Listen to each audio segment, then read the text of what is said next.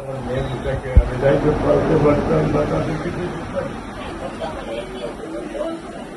শীতের সময় স্যার আপনি আজকে আমার কাছে আসছেন আমি নিজে স্যার কিন্তু আমার আপনি মনে করতে পারে স্যার সে পুরে স্যার হয়তো বা স্মরণ আছে ভালোবাসা আর ঋণের কাছে স্যার আমরা ঋণী কিন্তু স্যার আমার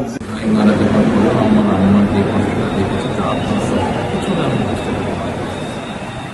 আমি এতটুকু আপনাদেরকে বলার জন্য আজকে এখানে এসেছি যে এটা বিচারই ছিল আমি তো অনেক কথা বলতে পারি দুটো কথা আমি বলতে চাই ইনশাল্লাহ এতটুকু বিশ্বাস রাখেন যে আল্লাহ বিচার আপনারাই দেখবেন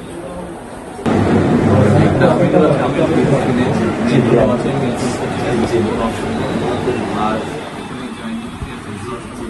আসামিকে ধরা হয়েছে